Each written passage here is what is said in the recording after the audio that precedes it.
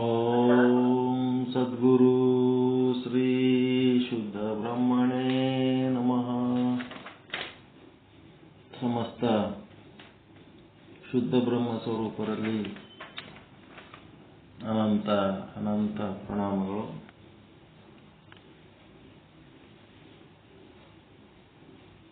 ಶ್ರೀಮದ್ ಸಿದ್ಧಾಂತ ಶಿಖಾಮಣಿ ಪರಮ ಪೂಜ್ಯ ಶ್ರೀ ಮಲ್ಲಿಕಾರ್ಜುನ ಶಿವಯೋಗಿಗಳ ಪ್ರವಚನ ಸಂಗ್ರಹಕಾರರು ಶ್ರೀ ಸಿದ್ದೇಶ್ವರ ಸ್ವಾಮೀಜಿಯವರು ಮತ್ತು ಆ ಒಂದು ವಿಷಯಕ್ಕೆ ಭಾಷ್ಯವನ್ನು ಬರೆದಿದ್ದಾರೆ.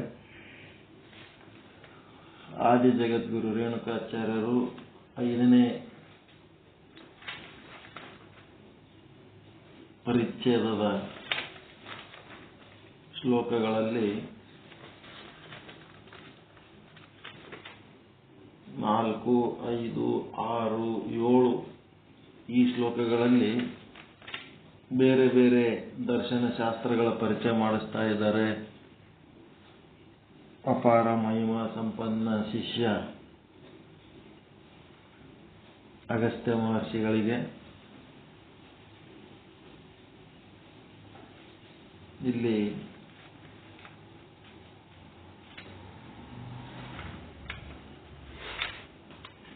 ಮೊದಲು ಕಪಿಲ ಮಹರ್ಷಿಗಳ ಸಾಂಖ್ಯ ಶಾಸ್ತ್ರವನ್ನು ಹೇಳಿದರು. ಆಮೇಲೆ ಪತಂಜಲಿ ಮಹರ್ಷಿಗಳ ಯೋಗ ಶಾಸ್ತ್ರವನ್ನು ಹೇಳಿದರು.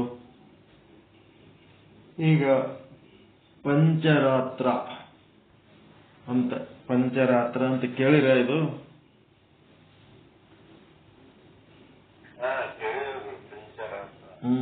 ವಾಸುದೇವ ವಿರಚಿತ.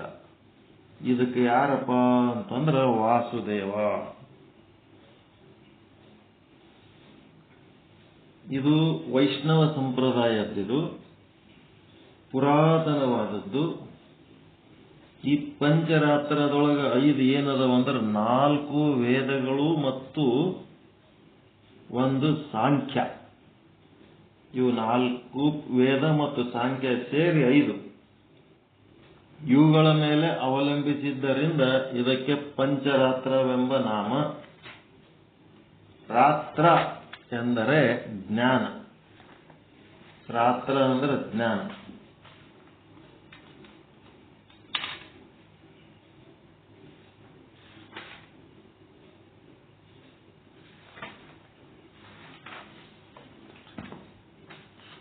ಜ್ಞಾನ ಮತ್ತು ಪರಮತತ್ವ ನೋಡ್ರಿ ಎಂತ ಶಬ್ದ ಅರ್ಥಗಳದವು. ಪರಮತತ್ವ ಜ್ಞಾನ ಆಯ್ತಾ. ಆಮೇಲೆ ಇಲ್ಲಿ ಮಾಡಿದ ವಿಶ್ಲೇಷಣೆಗಳು ಎದರ್ದಪ್ಪ ಅಂದ್ರೆ, ರಾತ್ರ ಅಂದ್ರೆ ಜ್ಞಾನ ಅಂತ ಗೊತ್ತಾಯ್ತ್ರೆ. ಇನ್ನು 1, 2, 3, 4, 5 ಐಟಮ್ಗಳು ಬರ್ಕೊಳ್ರಿ ಒಂದ್ ಕಡೆ. ಪಂಚರಾತ್ರದೊಳಗ 1ನೇದ್ದು ಪರಮತತ್ವ, 2ನೇದ್ದು ಮುಕ್ತಿ, 3ನೇದ್ದು ಭುಕ್ತಿ, 4ನೇದ್ದು ಯೋಗ ಹಾಗೂ 5ನೇದ್ದು ವಿಷಯ. ಈ 5ರ ಜ್ಞಾನ ನಿರೂಪಣ ಮಾಡುವುದು ಎಂಬ ಕಾರಣಕ್ಕಾಗಿಯೂ ಇದನ್ನು ಪಂಚರಾತ್ರ ಎನ್ನುತ್ತಾರೆ.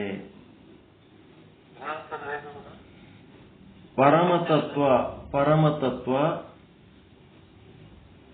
ಮುಕ್ತಿ, ಭುಕ್ತಿ, ಯೋಗ ಹಾಗೂ ವಿಷಯ. 2 ಕಾರಣಗಳಿಂದ ಇದಕ್ಕೆ ಪಂಚರಾತ್ರ ಅಂತಾರೆ. ಇದಕ್ಕೆ ಇವು 5 ಪರಮತತ್ವ, ಮುಕ್ತಿ, ಭುಕ್ತಿ, ಯೋಗ ಹಾಗೂ ವಿಷಯ. ಈ 5ರ ಜ್ಞಾನ ನಿರೂಪಣ ಮಾಡುವುದೆಂಬ ಕಾರಣಕ್ಕಾಗಿಯೂ ಇದಕ್ಕೆ ಪಂಚರಾತ್ರ ಎನ್ನುತ್ತಾರೆ. ಮತ್ತು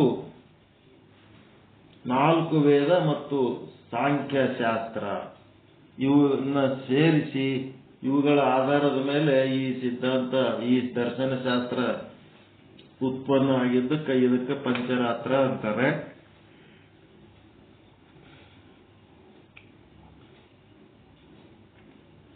ಮಹಾಭಾರತ, ನಾರದ ಪಂಚಕ, ಈ ದರ್ಶನದಂತೆ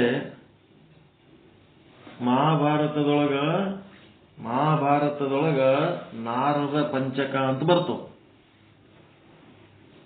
ಇದ್ರದ್ದು ರೆಫರೆನ್ಸ್ ಎಲ್ಲಪ್ಪ ಅಂದ್ರೆ ಮಹಾಭಾರತದೊಳಗೆ ಬರ್ತವೆ. ಅಲ್ಲಿ ನಾರದ ಪಂಚಕ 1-1ರಿಂದ 45 1-45 ಅದು ನಾರದ ಪಂಚಕದಾಗ ಅದೇನು ಅಧ್ಯಾಯ ಅದೋ ಏನದೋ ನೋಡ್ಬೇಕು. 1ನೇ ಇದ್ರೊಳಗೆ 45 ಹೇಳಿ ಅದು ಉಲ್ಲೇಖ ಸಂಖ್ಯೆ. ಅದು ನಾರದ ಪಂಚಕ 1-45. ಅದು ನಾರದ ಪಂಚಕ ಕೈ ಸಿಕ್ಕ ಗೊತ್ತಾಗ್ತವ ಏನಂತ. ಮಹಾಭಾರತದೊಳಗಿಂದ ಉಲ್ಲೇಖ. ಈ ದರ್ಶನದಂತೆ ದೇವನು ಹೆಂಗದನಪ್ಪ, ದೇವರ ಲಕ್ಷಣ. ನೀವು ಹೆಂಗ ವೇದಾಂತಿಗಳು ಸದ್ರೂಪ, ಚಿದ್ರೂಪ, ಆನಂದ ರೂಪ, ನಿತ್ಯ ರೂಪ, ಪರಿಪೂರ್ಣ ರೂಪ ಅಂತ ಹೇಳ್ತಿರಲ್ಲ, ಹಂಗ ಇಲ್ಲಿ ಏನದಪ್ಪ ಅಂತಂದ್ರೆ ದೇವ ಏನದ ಅದ್ವಿತೀಯ. ಅದ್ವಿತೀಯ ಅಂತಂದ್ರೆ ಅವನಂತ ಇನ್ನೊಬ್ಬ ಇಲ್ಲ, ಅವ ಒಬ್ಬನೇ ಅದನ, ಅದ್ವಿತೀಯ. ನೆಕ್ಸ್ಟ್ ಏನದನ, ಅದ್ವಿತೀಯ ಅಂದ್ರೆ ಪರಿಪೂರ್ಣ ಇದ್ದಂಗ, ಅವ ಪರಿಪೂರ್ಣ ಅಂತಿರಲ್ಲ ಹಂಗ. ನೆಕ್ಸ್ಟ್ ದುಃಖ ರಹಿತ ಅಂದ್ರೆ ಆನಂದ, ಸಚ್ಚಿದಾನಂದದ ಆನಂದಕ್ಕೆ ಈಕ್ವಲೆಂಟ್ ಅದು ದುಃಖ ರಹಿತ, ಅದ್ವಿತೀಯ, ದುಃಖ ರಹಿತ. ಮತ್ತೆ ಅನಾದ್ಯ ಅನಂತ, ಅನಾದ್ಯಾನಂತ, ಅನಾದ್ಯ ಅನಂತ, ಅನಾದ್ಯ ನಂತ ಅಂದ್ರೆ ಅನಾದ್ಯಾನಂತ. ಅದರ ಅರ್ಥ ಏನು, ಅನಾದಿ ಮತ್ತು ಅನಂತ. ಮತ್ತೆ ಸರ್ವವ್ಯಾಪಿ,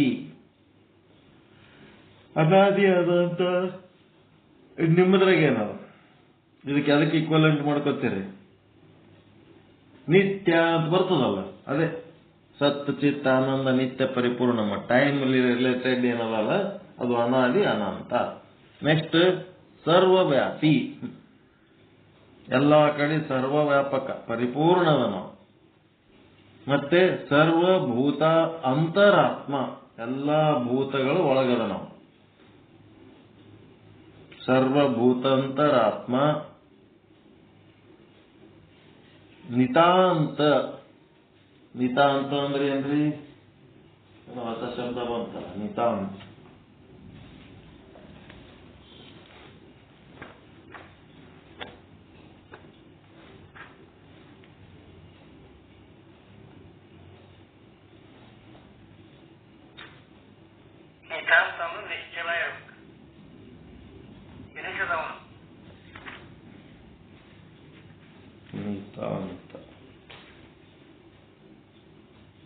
ನಿತಾಂತ ಅಂದ್ರ ಅತಿಶಯವಾಗಿ, ಬಹಳ, ತೀರ, ಅಗದಿ, ಅಗ್ದಿ ಅಂತಂದ್ರ ಅಕ್ಯುರೇಟ್. ಅಗ್ದಿ ಅಗ್ದಿ ಅಂತಿರಲ್ಲ, ತೀರ ಕರೆಕ್ಟ್ ಅಂತ ನಿತಾಂತ. ಅತಿಶಯವಾಗಿ, ಬಹಳ, ತೀರ, ಅಗ್ದಿ. ನಿತ್ರಾಣ ಅಂದ್ರೆ ಅಶಕ್ತತೆ ಆಯ್ತು. ಅತಿ, ಬಹಳ, ತೀರ ಅಂದ್ರ ಅವನಿಗಿಂತ ಮತ್ತೊಂದು ಯಾವುದು ಇಲ್ಲ ಅಂತ, ಅವನೇ ದೊಡ್ಡ ಅಂತ ಪೂರ್ತಿ ಲಾಸ್ಟ್ ಅಲ್ಟಿಮೇಟ್ ಅಂದಂಗ ನಿತ ಅಂತ.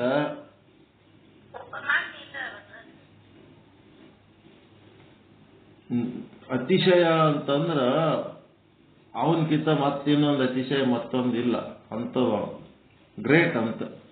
ಪ್ರಶಾಂತ, ಎಲ್ಲ ಶಬ್ದ ಜಾಲಗಳಿರ್ತಾವೆ ಇವು. ನಿತಾಂತ, ಪ್ರಶಾಂತ. ಅವನಿಗೆ ಏನಂತಾರೆ ಅಂದ್ರೆ ವಾಸುದೇವ. ವಾಸುದೇವ ಅಂತಂದ್ರೆ ಏನ್ರಿ, ಏನ್ ಅರ್ಥ ಮಾಡಿರೋದು?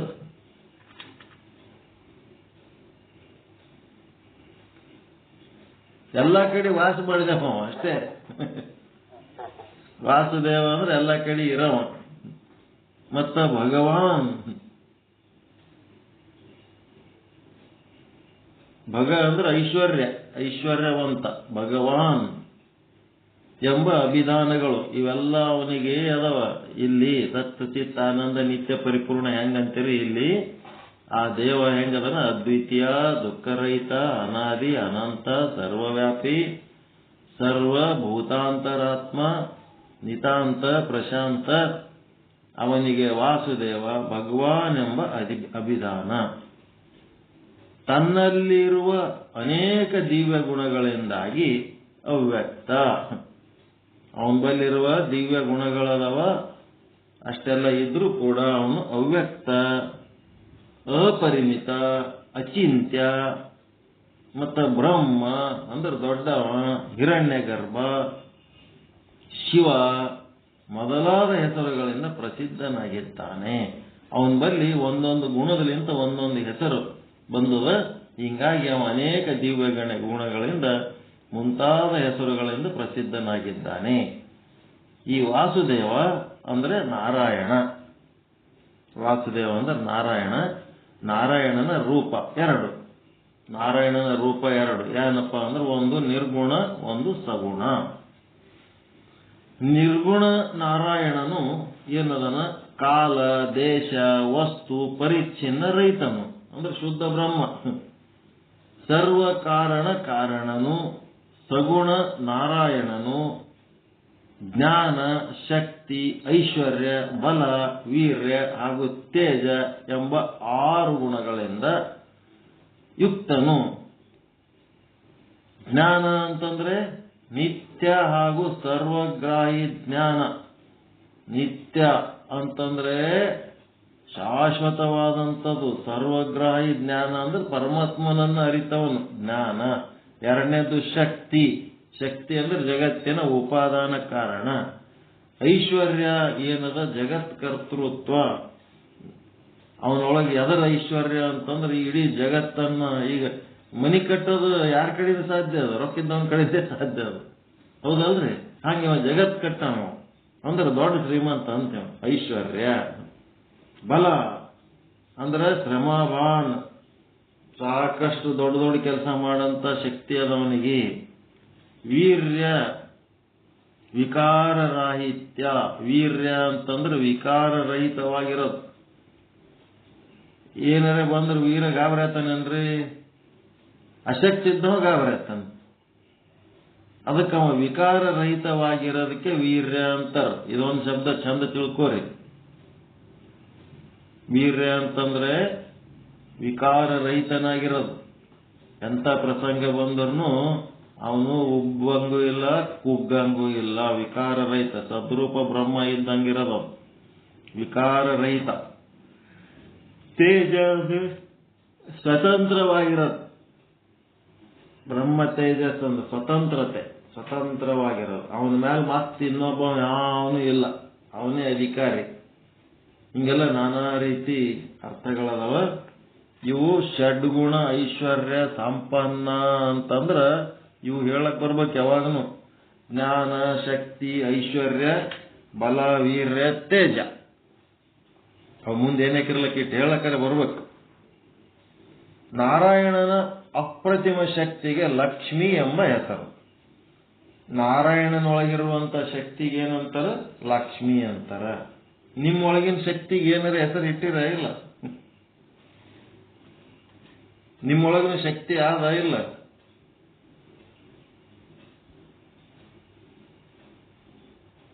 ಶಕ್ತಿ ಇಲ್ಲ. ನಿಮ್ಮೊಳಗೇನು ಶಕ್ತಿ ಅದಲ್ಲ, ಶಕ್ತಿಗೆ ಏನಾರ ಹೆಸರು ಇಟ್ಟಿರ? ಇಲ್ಲ. ಶಿವ ತನ್ನ ಶಕ್ತಿಗೆ ಶಿವೆ ಪಾರ್ವತಿ ಅಂತ ಇಟ್ಟನ. ಬ್ರಹ್ಮ ತನ್ನ ಶಕ್ತಿಗೆ ಸರಸ್ವತಿ ಅಂತ ಇಟ್ಟನ. ಮತ್ತ ನಿಮ್ಮ ಶಕ್ತಿಗೆ ಏನ್ ಹೆಸರು ಇಟ್ರಿ?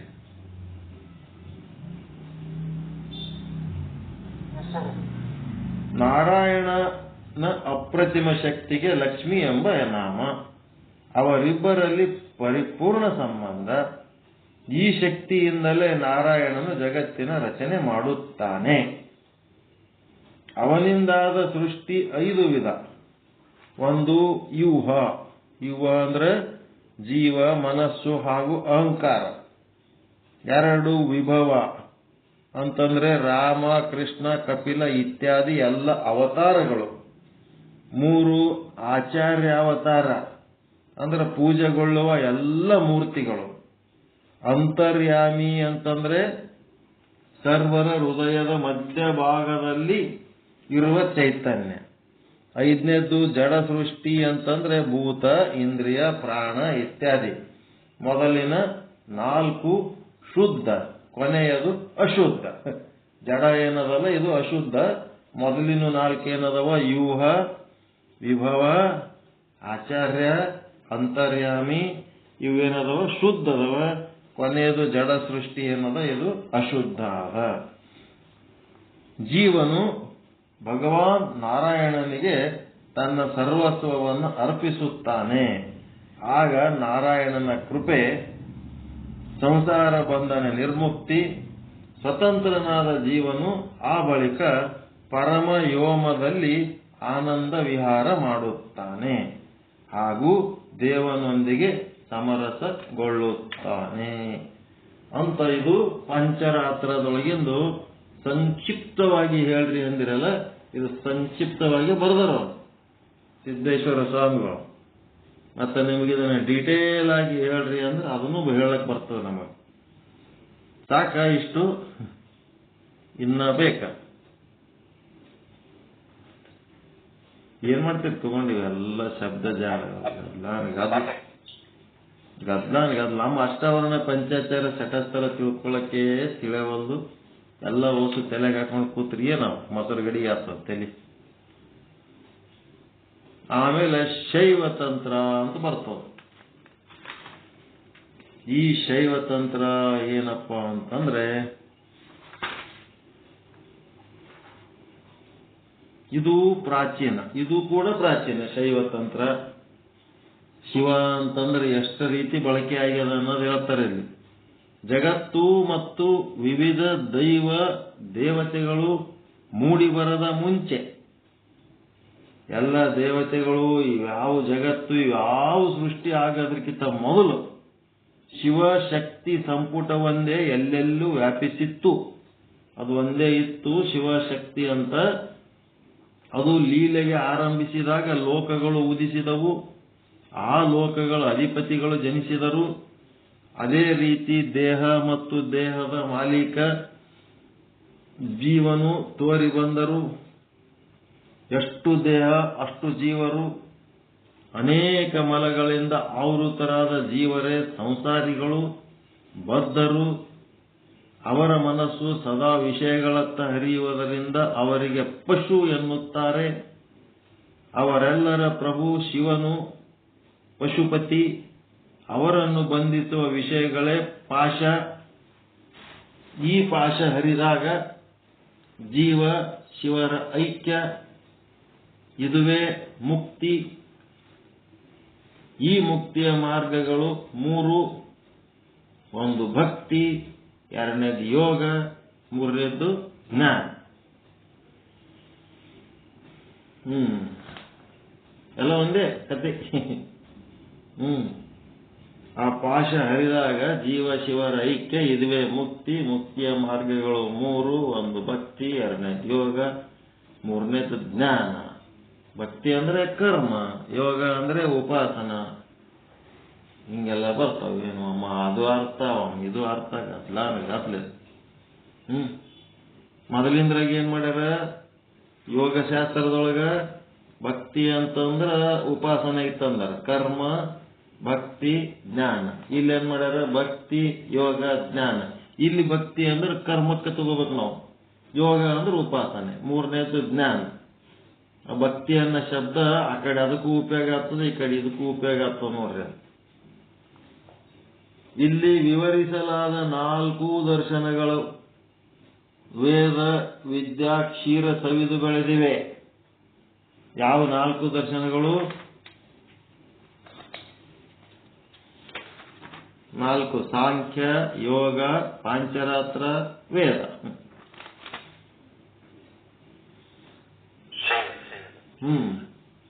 4 ಇಲ್ಲಿ ವಿವರಿಸಲಾದ 4 ದರ್ಶನಗಳು ವೇದ ವಿದ್ಯಾ ಕ್ಷೀರ ಸವಿದು ಬೆಳೆದಿವೆ.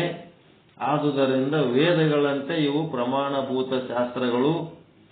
ಇವುಗಳನ್ನು ಸೂಕ್ತವಾಗಿ ಅರಿತು ಅನುಷ್ಠಿಸಿ ಅನುಭೂತಿ ಗಳಿಸಿದ ವ್ಯಕ್ತಿಗಳೆಲ್ಲ ಮುಕ್ತಿ ಸುಖ ಪಡೆಯುತ್ತಾರೆ.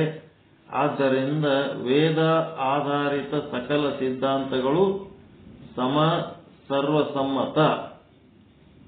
ಶೈವತಂತ್ರ ವಿಶಿಷ್ಟತೆ ಎಂಬ ಪದಪ್ರಯೋಗ ಪ್ರಾಸಂಗಿಕವಾಗಿ ಮಾಡಿದುದೇ ವಿನಃ ಶೈವತಂತ್ರವು ಉಳಿದೆಲ್ಲ ದರ್ಶನಗಳಿಗಿಂತ ಶ್ರೇಷ್ಠ ಎಂಬ ಭಾವದಿಂದ ಅಲ್ಲ. ಭಾರತದಲ್ಲಿ ಬಹುಕಾಲದಿಂದ ವೇದ ಆಗಮಗಳು ಪ್ರಮುಖ ಪ್ರಮಾಣ ಗ್ರಂಥಗಳಾಗಿ ಮನ್ನಣೆ ಪಡೆದಿವೆ. ಭಾರತದಲ್ಲಿ ಬಹುಕಾಲದಿಂದ ವೇದಗಳು ಆಗಮಗಳು ಪ್ರಮುಖ ಪ್ರಮಾಣ ಗ್ರಂಥಗಳಾಗಿ ಮನ್ನಣೆ ಪಡೆದಿವೆ. ವೇದವು ಬ್ರಹ್ಮ ನಿರ್ಮಿತವಾದುದಾದರೆ ಆಗಮಗಳು ಶಿವಪ್ರಣೀತವಾಗಿವೆ. ಆದರೂ ಅವೆರಡರ ತಾತ್ವಿಕ ದೃಷ್ಟಿ ಒಂದೇ ಆಗಿದೆ. ಅವುಗಳಲ್ಲಿ ಪ್ರತಿಯೊಂದರಲ್ಲಿ ಪೂರ್ವ ಭಾಗ ಉತ್ತರ ಭಾಗ ಎಂದು ಎರಡು ವಿಭಾಗಗಳಿವೆ. ಪೂರ್ವ ಭಾಗವು ಕರ್ಮ ಪ್ರತಿಪಾದಕವೂ ಉತ್ತರ ಭಾಗವು ತತ್ವಜ್ಞಾನ ಪ್ರತಿಪಾದಕವೂ ಆಗಿದೆ. ವೇದದ ಉತ್ತರ ಭಾಗವು ವೇದಾಂತವಾದರೆ ಆಗಮಗಳ ಉತ್ತರ ಭಾಗವು ಸಿದ್ಧಾಂತವಾಗಿದೆ. ನೋಡ್ರಿ, ವೇದಗಳ ಉತ್ತರ ಭಾಗಕ್ಕ ವೇದಾಂತ ಅಂತರ, ಆಗಮಗಳ ಉತ್ತರ ಭಾಗಕ್ಕ ಸಿದ್ಧಾಂತ ಅಂತರ. ಈ ವೇದಾಂತ ಸಿದ್ಧಾಂತಗಳೆರಡೂ ಸಮ ಪ್ರಮಾಣವಾದವುಗಳು. ಅದಕ್ಕೆ ನಮ್ಮದು ವೇದಾಂತ ಸಿದ್ಧಾಂತ ಅಂತ. ಆತ್ಮಜ್ಞಾನದ ಕೋಶಗಳಾಗಿವೆ ಇವು. ಆತ್ಮಜ್ಞಾನದ ಕೋಶಗಳು. ವೀರಶೈವ ಶಾಸ್ತ್ರವು ಸಿದ್ಧಾಂತ ಬೋಧಕವಾಗಿದ್ದರಿಂದ ಸಿದ್ಧಾಂತದಂತೆಯೇ ಅದು ಕೂಡ ಸನಾತನವಾಗಿದೆ. ವೀರಶೈವ ಶಾಸ್ತ್ರ ಸಿದ್ಧಾಂತಕ ಬೋಧವಾಗಿರುವುದರಿಂದ ವೀರಶೈವ ಶಾಸ್ತ್ರ ಸಿದ್ಧಾಂತದಂತೆಯೇ ಸನಾತನವಾಗಿದೆ. ನೋಡ್ರಿ, ಇವರೆಲ್ಲ ಮಲ್ಲಿಕಾರ್ಜುನ ಶಾಸ್ತ್ರಿಗಳು ಮತ್ತ ಸಿದ್ದೇಶ್ವರ ಸ್ವಾಮಿಗಳು, ಈಗ ಇವರೆಲ್ಲರೂ 12ನೇ ಶತಮಾನದಲ್ಲೇ ವೀರಶೈವ ಧರ್ಮ ಬಂತು, ಲಿಂಗಾಯತ ಧರ್ಮ ಬಂತು, ಏನೇನೋ ಹೇಳ್ಕೊ ತಿರುಗಾಡ್ಲಕತ್ತಾರಲ್ಲ. ಅವ್ರಕಿಂತ ಇವ್ರೇನು ಶಾಣ್ಯರ ದಡ್ರ? ಏನು ಇವ್ರಕಿಂತ ಅವರೇ ದೊಡ್ಡ ಶಾಣ್ಯರಿ ಹೇಳೋರು. ಯಾರ್ದು ಹಿಡಿಬೇಕು, ಯಾರ್ದು ಬಿಡ್ಬೇಕು? ಇಲ್ಲಿ ಹೆಂಗ್ ಹೇಳ್ಯಾರ ನೋಡ್ರಿ, ಅವ್ರು ಸನಾತನವಾಗಿದೆ. ವೀರಶೈವ ಶಾಸ್ತ್ರ ಸಿದ್ಧಾಂತ ಬೋಧಕವಾಗಿರುವುದರಿಂದ ಆ ಆಗಮ ಶಾಸ್ತ್ರದ ಉತ್ತರ ಭಾಗ ಸಿದ್ಧಾಂತ ಏನದಲ್ಲ, ವೀರಶೈವ ಶಾಸ್ತ್ರ ಕೂಡ ಅಷ್ಟೇ ಆಗಮದಷ್ಟೇ ಪುರಾತನವಾಗ್ಯದ ಅಂತ ಹೇಳಕತ್ತಾರ. ಸನಾತನ ಅಂದ್ರೆ ಏನಿಲ್ಲ, ಪುರಾತನ, ಓಲ್ಡ್ ಅಂತ. ಲಿಂಗ 12ನೇ ಶತಮಾನದಾಗ ಬತ್ತು, ಇವತ್ತಿ 12ನೇ ಶತಮಾನದಾಗ ಬತ್ತು ಅನ್ಕೋತ ಕುಂದಿರ್ತಾರಲ್ಲ, ಇವ್ರು ಶಾಣ್ಯರು ಅವ್ರು ಶಾಣ್ಯರು ಅಂತಾರೆ. ಇವ್ರು ಹೇಳಿದ್ದು ನಂಬೇಕಾ, ಅವ್ರು ಹೇಳಿದ್ದು ನಂಬೇಕಾ? ಏನ್ರಿ? ಎಲ್ಲರೂ ಶಾಣ್ಯರು. ನಾವೇನಾಗ್ಬೇಕ ಇವರೆಲ್ಲರ ನಡ್ಬರ್ಕ? ಡಾಕ್ಟರ್ ಆಗಕತ್ತಿ.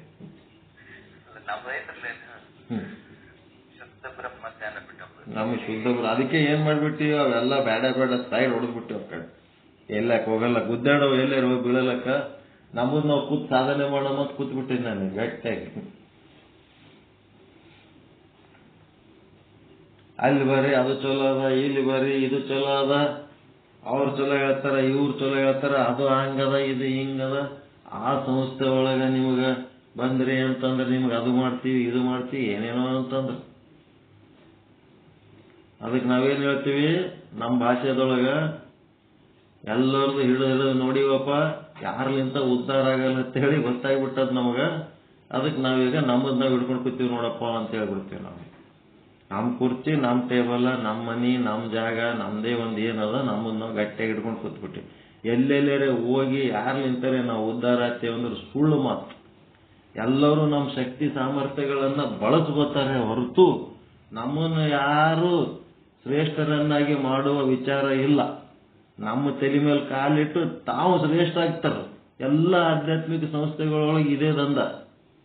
ಅಲ್ಲೊಂದು ಟೀಮ್ ಇರ್ತದ, ಅವ್ರು ಹೆಂಗ್ ಹೇಳ್ತಾರ ಹಂಗೆ ನಡೀತದ.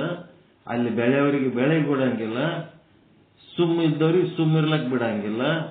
ಒಟ್ಟ ಒಂದು ಕಿಟಿಪಿಟಿ ನಡೆಸಿರ್ತಾರ, ಒಂದ್ ಏನೋ ಒಂದು ಸ್ವಾತಂತ್ರ್ಯ ಅನ್ನೋದು ಇಲ್ಲವೇ ಇಲ್ಲ. ಎಲ್ಲಿ ಹೋದ್ರೂ ಸ್ವಾತಂತ್ರ್ಯ ಇಲ್ಲ. ಎಲ್ಲ ಕಡೆ ಒಂದು ಕಪಿ ಮುಷ್ಟಿ ಇರೋಂಥದ್ದು ಒಂದು ಗುಂಪು ಇರ್ತದೆ. ಆ ಕಪಿ ಮುಷ್ಟಿಗತ್ಲೇನೆ ಕಪಿಗಳ ಆಟ ನೋಡ್ಕೊತ ಕುಂದಿರ್ಬೇಕು ನಾವು ಅಲ್ಲಿ ಹೋಗಿ ಗಾವ್ರೆ. ಬಹಳ ಕೆಟ್ಟದ ಆಧ್ಯಾತ್ಮ ಜೀವಿಗಳಿಗೆ ಚಲೋದು ಸಂಘ ಸಿಗ್ಲಿಲ್ಲ ಅಂತಂದ್ರ ಅವ್ರು ಬೆಳೆಯಂಗೇ ಇಲ್ಲ. ಅವ್ರು ಉಪ್ಪು ನೀರಾಗ ತೊಗರಿ ಬೇಳೆ ಹಾಕಿದ್ರೆ ಕುದಿತದೇನ್ರಿ? ಅದು ಕುದ್ದ ಮೇಲೆ ಉಪ್ಪು ಹಾಕ್ತಾರೆ ಬೇಳೆಗೆ. ಕುದಿಯಾಗೆ ಉಪ್ಪು ಹಾಕಿಬಿಟ್ರಂದ್ರೆ ಕುದಿಯಂಗಿಲ್ಲ. ಹಂಗ ಉಪ್ಪು ನೀರಿದ್ದಂಗೆ ಅದಾವ ಎಲ್ಲ ಆಧ್ಯಾತ್ಮ ಸಂಸ್ಥೆಗಳು. ಸ್ವಾತಂತ್ರ್ಯ ಅನ್ನೋದು ಇಲ್ಲೇ ಇಲ್ಲ. ಕಪಿ ಮುಷ್ಟಿಯ ಹಿಡಿತಗಳು. ಎಲ್ಲಿ ಹೋದಲ್ಲಿ ಒಂದು 8-10 ಮಂದಿ ಇರ್ತಾರ. ಅವರು ಅವರೇ ದೊಡ್ಡ, ಅವ್ರ ತಲೆಗೇನು ಆಧ್ಯಾತ್ಮಿಕ ಜ್ಞಾನ ಇರಲ್ಲ, ಏನೂ ಇರಲ್ಲ. ಒಂದು 4 ಮಾತು ಕಲ್ತಿರ್ತಾರೆ ಅಷ್ಟೇ ಹೊರತು ಪಾಲಿಟಿಕ್ಸ್ ಕಂಟ್ರೋಲ್ ಹಿಡಿದಿರ್ತಾರೆ. ಅದ್ರ ಮೇಲೆ ಒಂದು ರಾಜಕೀಯ ಹಿಡಿತ ಇಟ್ಕೊಂಡು ಹೊಂಟುಬಿಟ್ಟಿರ್ತಾರೆ. ಅಪ್ಪದೇ ಒಂದು ಅವೆಲ್ಲ ನೋಡಿ ನೋಡಿ ಸಾಕಾಗಿಬಿಡುತ್ತೆ. ಇಂಥಲ್ಲಿ ಇದ್ರೆ ಹೆಂಗಪ್ಪ ಉಸಿರುಗಟ್ಟ ವಾತಾವರಣ ಅಂತೇಳಿ ಎಲ್ಲ ಬಿಸಾಕಿ ನಮ್ಮ ಪಾಡಿಗೆ ನಾವು ಸ್ವತಂತ್ರವಾಗಿ ಕೇಳ್ಕೋತ್ ಚಂದ ಕೂತೀವಿ ನಾವೇ. ನಮಗಿದ್ದ ನೆಮ್ಮದಿ ಯಾರಿಗೂ ಇಲ್ಲ. ಇಲ್ಲಾದರೂ ಸಹಿತ ನಿಮಗ ಬೇಕಾದಷ್ಟು ಸ್ವಾತಂತ್ರ್ಯ ಕೊಟ್ಟರೂ ಸಹಿತ ನಂದೊಂದು ಹಿಡಿತ ನಿಮ್ಮ ಮೇಲೆ ಇರ್ತದಲ್ಲ, ಇದರಿಂದ ಮುಕ್ತ ಆಗ್ಬೇಕಾದ್ರೆ ನಿಮ್ಮದು ಒಂದು ಸ್ವತಂತ್ರ ಸಂಸ್ಥೆ ಮಾಡ್ಕೋಬೇಕು. ನಂದು ಒಂದು ಹಿಡಿತ, ನಂದು ಒಂದು ಕಪಿ ಮುಷ್ಟಿ ಇರ್ತದಿಲ್ಲ ಇಲ್ಲಿ.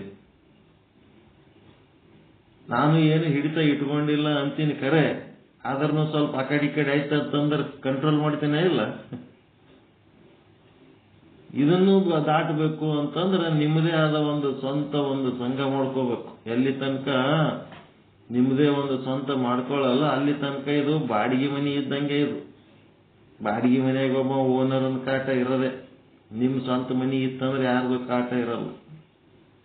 ಅದಕ್ಕೆ ಪ್ರತಿಯೊಬ್ಬರಿಗೆ ಅದೇ ಹೇಳ್ತೇನೆ, ನಿಮ್ಮದೇ ಆದ ಒಂದು ಯೂಟ್ಯೂಬ್ ಲಿಂಕ್ ಮಾಡ್ಕೊಳ್ರಿ, ನಿಮ್ಮದೇ ಆದ ಗೂಗಲ್ ಮೀಟ್ ಲಿಂಕ್ ಮಾಡ್ಕೊಳ್ರಿ, ಏನು ಮಾತಾಡ್ತೀರಿ ರೆಕಾರ್ಡ್ ಮಾಡ್ರಿ, ಮತ್ತೆ 4 ಜನರು ಕರ್ಕೊಂಡು ಕುಂದ್ರೋ ಕೆಲಸ ಮಾಡ್ರಿ. ಪ್ರತಿನಿತ್ಯ ಏನು ಹೇಳಿದ್ರು ಕೇಳ್ತೀರಿ, ಎಲ್ಲಿರ್ಬೇಕು ಅಲ್ಲೇ ಇರ್ತೀರಿ. ಆಯ್ತು, ನಿಮ್ಮ ಮನೆ ಬಳೆ ಆಟ ಇದ್ರೆ ನಾವರ ಏನು ಮಾಡ್ಲಿಕ್ಕಾಗ್ತದ, ಈಶ್ವರರ ಏನು ಮಾಡ್ಲಿಕ್ಕಾಗ್ತದ?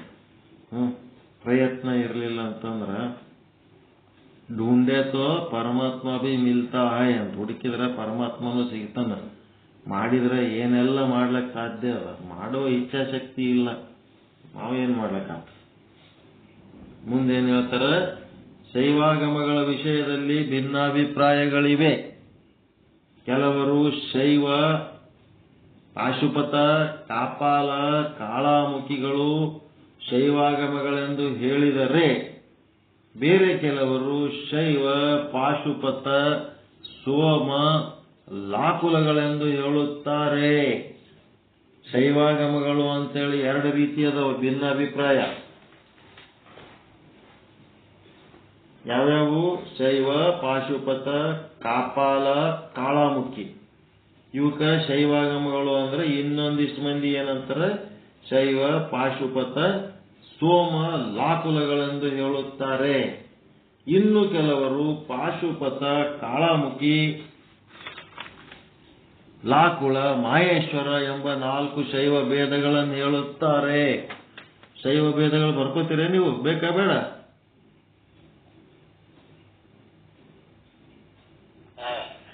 ಒಂದನೇ ಶೈವ ಭೇದ ಶೈವ, ಪಾಶುಪತ, ಕಾಪಾಲ, ಕಾಳಾಮುಖಿ.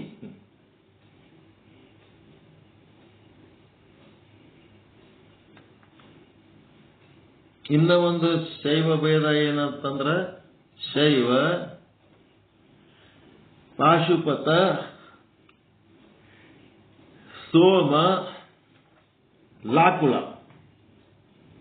ಲಾಕುಳ ಅಥವಾ ಲಾಕುಲ. ಸೋಮ ಶೈವ, ಲಾಕುಲ ಶೈವ, ಪಾಶುಪತ ಶೈವ, ಶೈವ.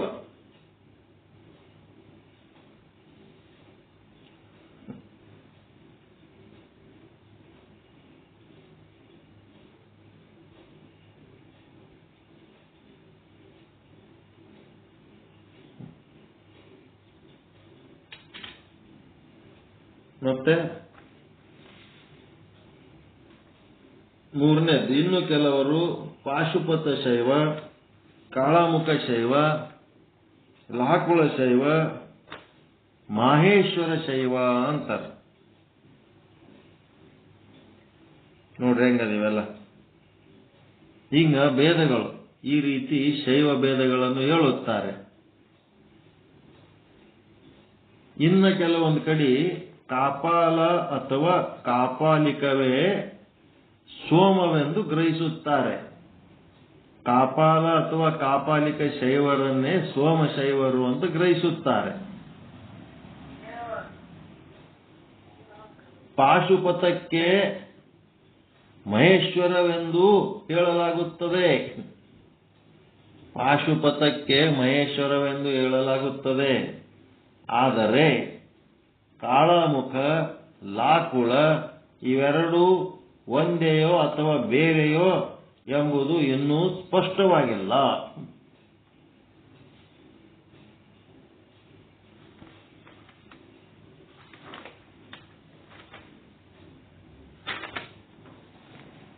ಇನ್ನೂ ಸ್ಪಷ್ಟವಾಗಿಲ್ಲ, ನಿರ್ದಿಷ್ಟವಾಗಿ ಯಾರು ಹೇಳೋ ಪರಿಸ್ಥಿತಿ ಇಲ್ಲ.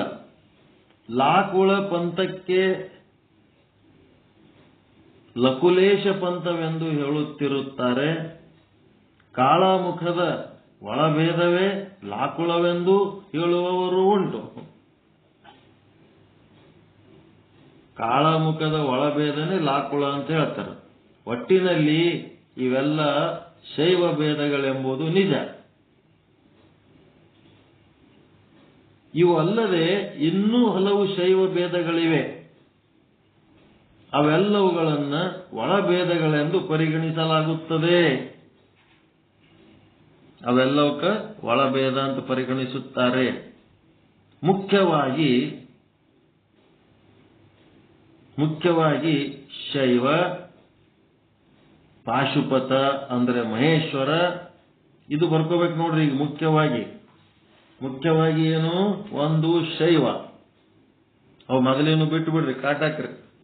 ಈಗ ಮುಖ್ಯವಾಗಿ ಹೇಳಕತ್ತಾರ. ಈಗ ಒಂದನೇದ್ದು ಶೈವ, ಎರಡನೇದ್ದು ಏನ್ ಮಾಡ್ಯಾರ? ಪಾಶುಪತ ಅಂತ ಬರೆದು ಬ್ರಾಕೆಟ್ನಾಗ ಮಾಹೇಶ್ವರ ಅಂತ ಹಾಕ್ಯಾರ. ಪಾಶುಪತ ಅಂದ್ರು ಒಂದೇ, ಮಾಹೇಶ್ವರ ಅಂದ್ರು ಒಂದೇ. ಪಾಶುಪತ ಮಾಹೇಶ್ವರ ಬ್ರಾಕೆಟ್ನಾಗ ಹಾಕ್ಬೇಕು. ಎರಡನೇದ್ದಾಯ್ತು. ಮೂರನೇದ್ದೇನು? ಸೋಮಕ್ಕೆ ಬ್ರಾಕೆಟ್ನಾಗ ಏನ್ ಹಾಕ್ಬೇಕು? ಕಾಪಾಲಿಕ ಅಂತ ಹಾಕ್ಬೇಕು.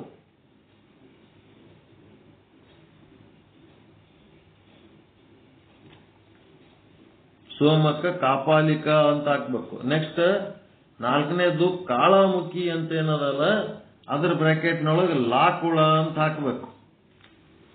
ಈ ನಾಲ್ಕು ಪ್ರಭೇದಗಳನ್ನ ಗಮನಿಸಿರಿ. ಉಳಿದು ಎಲ್ಲ ಏನ್ ಹಾಕಿರ್ಲಕ್ಕ ಇವು ನೋಡ್ರಿ.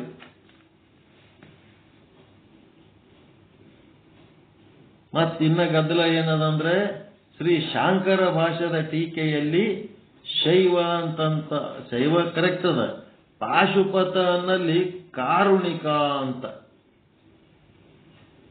ಪಾಶುಪತ ಎನ್ನಲ್ಲಿ ಕಾರುಣಿಕ, ಶೈವ ಪಾಶುಪತ ಅಂದಲ್ಲಿ ಬ್ರಾಕೆಟ್ನ ಕಾರುಣಿಕ ಮತ್ತು ಕಾಪಾಲಿಕ ಎಂದು ಹೇಳಲಾಗಿದೆ.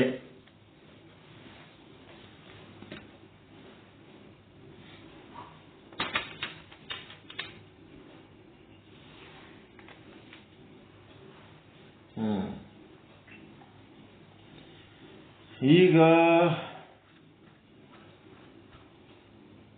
ಸಾಕ್ಮಣಮ್ಮ, ಏನ್ ಮುಂದಿನ ಹೇಳಮ್ಮ? ಈ ಶೈವ, ಪಾಶುಪತ, ಸೋಮ ಕಾಪಾಲಿಕ, ಲಾಕುಳ, ಕಾಳಾಮುಖ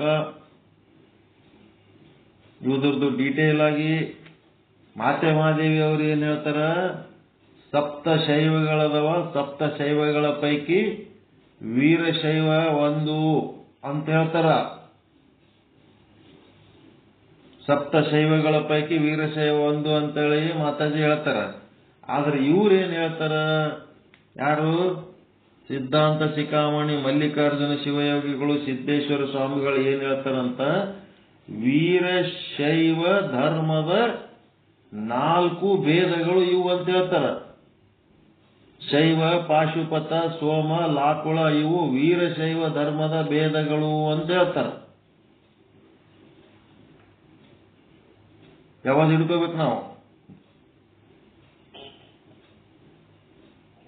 ಸಪ್ತ ಶೈವಗಳ ಪೈಕಿ ಇವೆಲ್ಲ ಸೇರಿಸಿ ಏನ್ ಮಾಡಿದ್ರು? ಸಪ್ತ ಶೈವ 7 ಶೈವ ಮಾಡಿದ್ರು ಅವರು. ಮಾತಾಜಿಯವರು. ಇವೇ ಎಲ್ಲವಷ್ಟು ಇಲ್ಲೇನದವು ನೋಡ್ರಿ. ಯಾವ್ದ್ಯಾವುದು?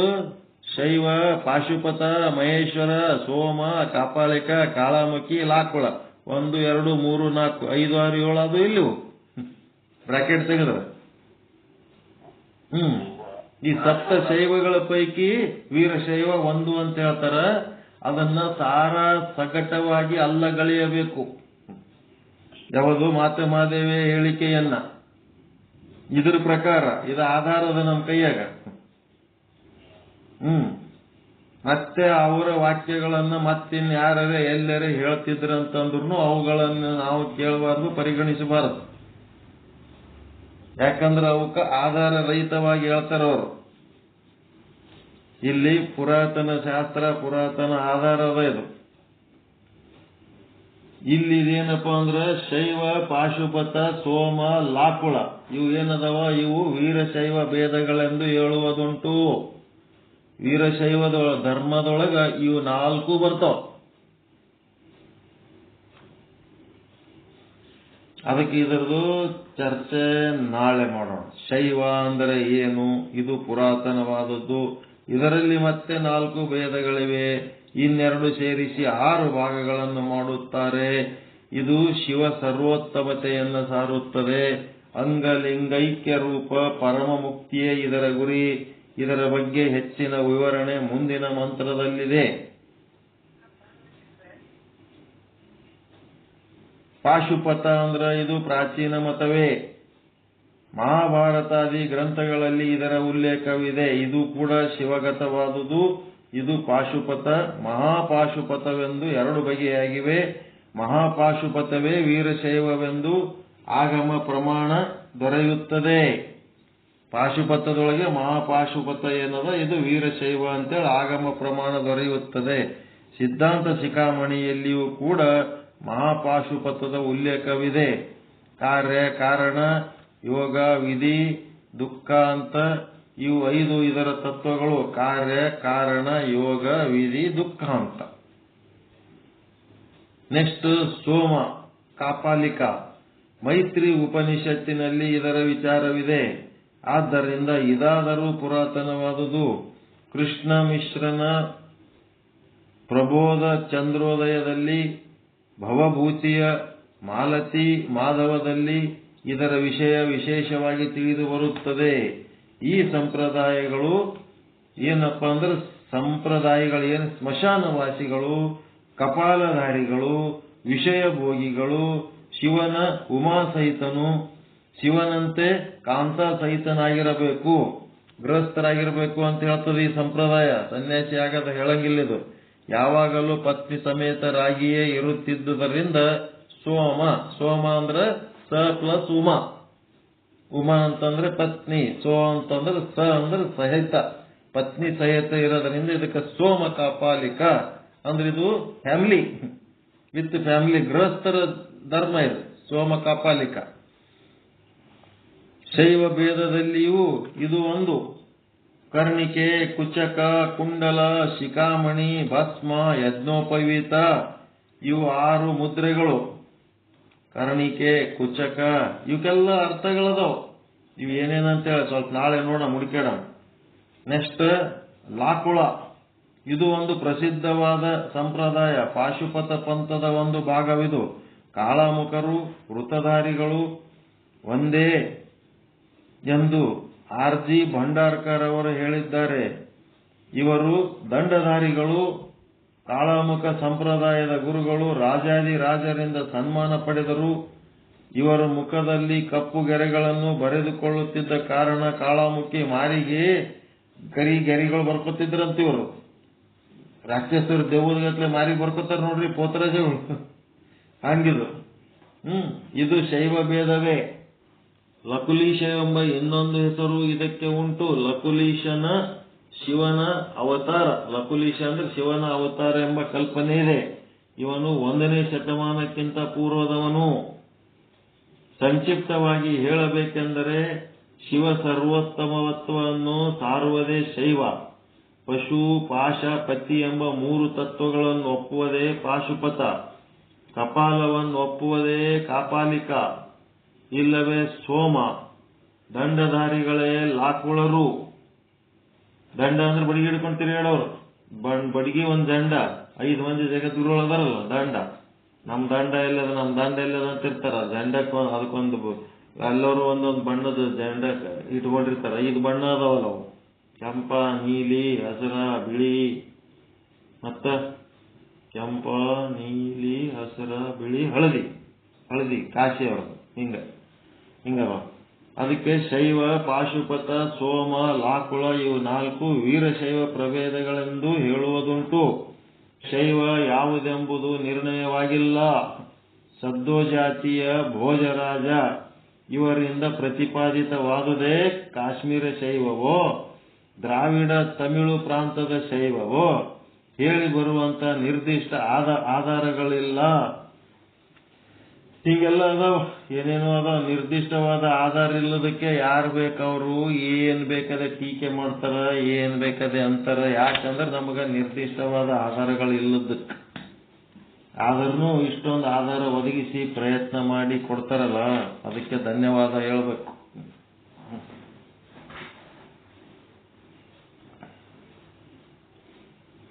ಎಲ್ಲ ಏನು ಇತಿಹಾಸ, ಶೈವ ಧರ್ಮದ ಬಗ್ಗೆ ಇತಿಹಾಸವನ್ನ ಬಿಡಿಸಿ ಹೇಳಕತ್ತಾರ. ತಿಳ್ಕೊಳ್ಳೋಣ ಏನೇನು ತಿಳ್ಕೊಳಕ. ನಾಳೆ ಮತ್ತೆ ನೋಡೋಣ. ಇವತ್ತು ಗ್ಯಾಸಿಂದು ರಿಜಿಸ್ಟ್ರೇಷನ್ ಸಿಲಿಂಡರ್ ರೊಕ್ಕ ಕಟ್ಟಿ ಇದು ಮಾಡಿ ಅದೇನೋ ಮಾಡ್ಕೊತ ಕೂತೇವೆ. ಒಮ್ಮಿದೊಮ್ಮಿಗೆ 10 ಗಂಟೆ ಆಗಿಬಿಟ್ಟದ, ಟೈಮ್ ಆಗಿಬಿಟ್ಟದ. ನಾನು ಲೇಟಾಗಿ ಬಂದೀನಿ, ನೀವು ಏನೇನೋ ಚರ್ಚೆ ಮಾಡ್ಲಕತ್ತಿದ್ರಿ, ಹಿಂಗಾಗಿ ಸ್ವಲ್ಪ ತಡ ಆಯ್ತು. ಏನು ಅನ್ಕೋಬೇಡ್ರಿ. ಎಲ್ಲರಿಗೂ ಒಳ್ಳೇದಾಗಲಿ. ಎಲ್ಲರಿಗೂ ನಮಸ್ಕಾರ. ಶರಣಾರ್ಥಿಗಳು. ಇಂಪಾರ್ಟೆಂಟ್ ಅದಲ್ರಿ ಇವು ಪಾಯಿಂಟ್ಸ್. ಇದ್ರೊಳಗೆ ಒಂದು ಈ ಹಿಸ್ಟ್ರಿ, ಶೈವ ಧರ್ಮದ ಬಗ್ಗೆ ಯಾರೇ ಮಾತಾಡ್ತಿದ್ರಂದ್ರೆ ಇದನ್ನ ರೆಫರೆನ್ಸ್ ಇಟ್ಕೊಂಡು ಮಾತಾಡ್ಬೋದು ನಾವು. ಬಹಳ ಇಂಪಾರ್ಟೆಂಟ್ ಅದ ಅದ್ರೊಳಗೆ. ಮತ್ತೆ ಇವ್ರಕ್ಕಿಂತ ಹಿಂದಿನ ಹಳಿ ಹಿಸ್ಟ್ರಿ ಬರೆಯವ್ರು ಯಾರದಾರ, ಎಲ್ಲದಾರ? ಏನ್ರಿ? ಹ್ಞೂ ರೀ.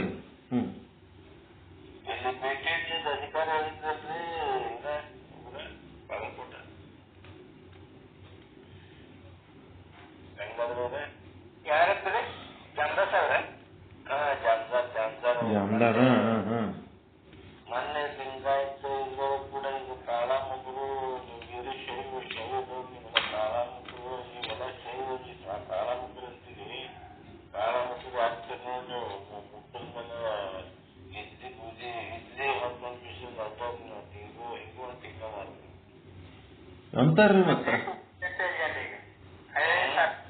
ಬಹಳ ಗೌರವ ಇರ್ತಾವ. ಐದು ಗೌರವ ಎಲ್ಲ ಕಳ್ಕೊಳಕತ್ತಾನ. ಅಲ್ಲಿ ಜೀವನ ಸ್ವಾಮಿಗೈತೆ ಮಾತಾಡ್ತಾವ.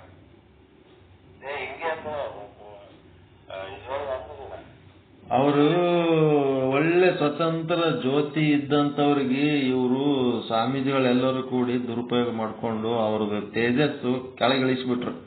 ಒಂದು ಸಮುದಾಯಕ್ಕೆ ಸೀಮಿತವಾದಂತ ಗೌರವ ಅಲ್ಲ ಅದು. ಜಾಮದಾರು ಸ್ವತಂತ್ರ ಜ್ಯೋತಿ, ಇಡೀ ಎಲ್ಲಾ ಸಮುದಾಯದವರಿಗೂ ಅವರು ದೊಡ್ಡ ವ್ಯಕ್ತಿ.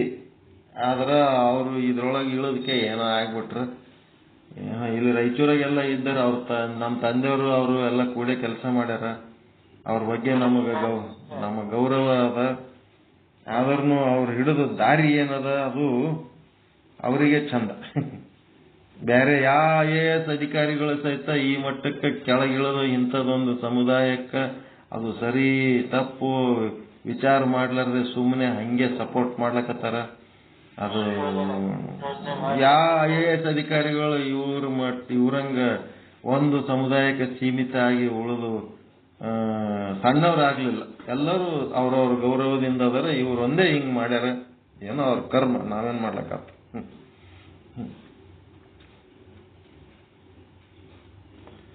ಓಕೆ, ಒಳ್ಳೇದಾಗಲಿ. ಶರಣಾರ್ಥಿ. ಎಲ್ಲರಿಗೂ ಒಳ್ಳೆ ಬುದ್ಧಿ ಕೊಡ್ಲಿ ದೇವ್ರು.